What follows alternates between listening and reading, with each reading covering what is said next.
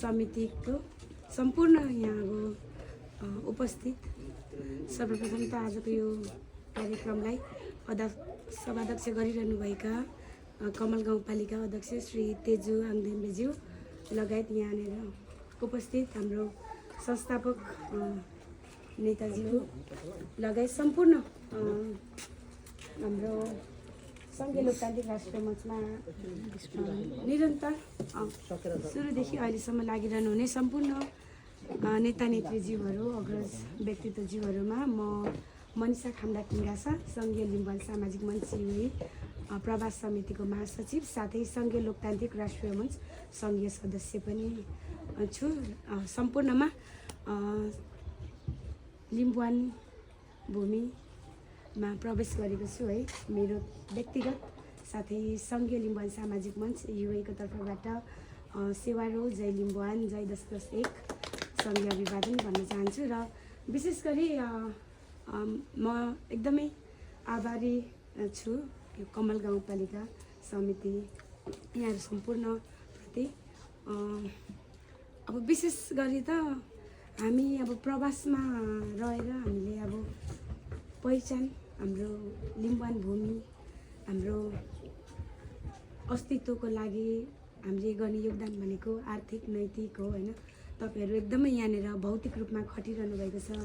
तपाईहरुको लागि चाहिँ एकदमै सम्मान छ। हामी एकदमै अहिले यो माहौल एकदमै नाजुक छ भनौँ हैन। अब ठुल्ठुलो पार्टीहरू छ। अहिले यो हाम्रो प्रतिनिधि सभाको चुनाव एकदमै नजिकै गर्दाखेरि तपाईहरु चाहिँ एकदमै भौतिक रूपमा खटिरहनु भएको छ। प्रचार प्रसारको लागि आर्थिकको लागि जुटिरहनु भएको छ। सबैजना एकजुट भएर हैन अभियानहरू चलाइरहनु भएको छ। म एकदम खुसी छु यहाँहरूको योगदानप्रति र अब आउने दिनहरूमा अब सङ्घीय लोकतान्त्रिक राष्ट्रिय मञ्च सङ्घीय लिम्बुवान प्रान्तीय मञ्च हैन हामी वडा पालिका हामीले चाहिँ कसरी अब अगाडि बढ्ने भन्ने कुराहरू त छँदैछ। अलिकति हाम्रो पार्टीलाई चाहिँ हाम्रो मात्रै हैन सबै पार्टीहरूमा प्राय भनेको आर्थिक अलिकति कमजोरी भएको चाहिँ मैले महसुस गरेको छु।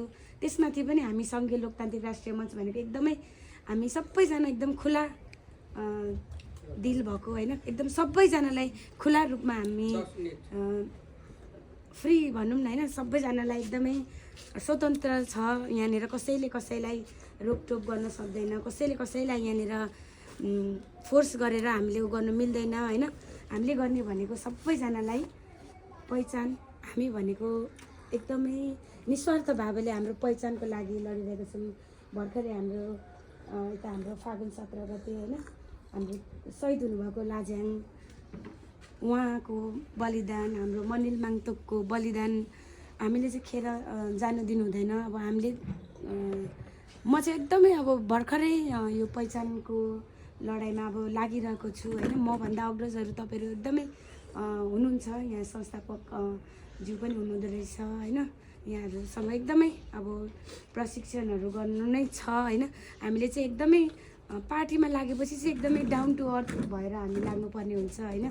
एकदमै भित्री आत्मादेखि लाग्नुपर्ने हुन्छ जस्तै लाग्छ मलाई चाहिँ। म चाहिँ अब विशेष गरी भन्नुपर्दाखेरि चुम्लुङबाट आबद्ध भएर हैन यो सङ्घीय लोकतान्त्रिक राष्ट्रिय मञ्चले चाहिँ लिम्बूहरूको विशेष गरी लिम्बुवान भूमिमा बसोबास गर्ने लिम्बूहरूको मुद्दा चाहिँ खेपेर हैन अगाडि बढेको हुनाले चाहिँ म चाहिँ एकदमै यो पार्टीमा मेरो एकदमै भित्री आत्मादेखि हैन म चाहिँ एकदम पहिचान खोज्ने मान्छे हो। यहाँ अघि तपाईहरुले मेरो घर कहाँ यताउति सोध्नुभयो। अब मेरो चाहिँ अब बाजेहरू सिक्किमबाट आउनुभयो तापनि हैन हाम्रो पुर्खौली घर भनेको चाहिँ सेकेम्बा तेर्तुम हो। अनि यो सबै कुराहरू चाहिँ हैन पहिचान मेरो भूमि विशेष गरी अब यो हाम्रो लिम्बू लिपि अब कोशी खारेजी आन्दोलन हाम्रो यो मुकुमलोङ फक्ताङलोङ हैन सबै यो चाहिँ हाम्रो एकदमै लिम्बूहरूको चाहिँ आस्था लिम्बूहरूको चाहिँ सम्पत्ति हो हैन सम्पदा हो। यसको लागिलाई चाहिँ हामीले चाहिँ हाम्रो लिम्बुवान भूमि हामीले प्राप्त गर्यौं भने हाम्रो पहिचान हाम्रो भाषा धर्म संस्कृति प्राप्त गर्यौं भने चाहिँ अब पक्कै पनि हाम्रो प्रदेश नम्बर 1 मा चाहिँ हामीले लिम्बुवान किराँत चाहिँ स्थापना गर्न सक्छौं हैन। लिम्बुवान मात्र नभएर लिम्बुवान किराँत जति पनि प्रदेश नम्बर 1 मा रहनुहुने लिम्बुवान वासीहरू हैन हामी सबैजना मिलेर एकजुट हुनुपर्छ र फेरि पनि म एकदमै तपाईँहरू यो सम्पूर्ण कमल गाउँपालिका अध्यक्षज्यू लगायत सम्पूर्ण यहाँहरूमा चाहिँ म एकदमै केरी केरिक नगेन केरीको सेवारो र फेरि अन्त्यमा हाम्रो यो फागुन 21 गते हुने जुन प्रतिनिधि सभाको चुनावमा चाहिँ दाबसहितको खुकुरीमा मतदान गर्नलाई चाहिँ हामीले गाउँ घर टोल होइन समिति होइन क्षेत्रहरूमा चाहिँ कसरी अब लागु पर्ने त्यो त तपाईँले गरिरहनु भएको छ र जति पनि सङ्घीय लोकतान्त्रिक राष्ट्रिय मञ्च अन्तर्गत उठ्नुहुने जति पनि हाम्रो प्रतिनिधि सभा समानुपातिक होइन मा उठ्नुहुने हाम्रो अब कुमार लेप्देन श्रद्धेय अध्यक्षज्यू लगायत सम्पूर्णलाई हार्दिक बधाई साथै धन्यवाद र आज एकदमै अमूल्य समय खर्चेर यहाँहरू मेरो यो स्वागत तथा भेटघाट कार्यक्रममा आउनु भएको छ फेरि पनि यहाँ सम्पूर्णलाई व्यक्तिगत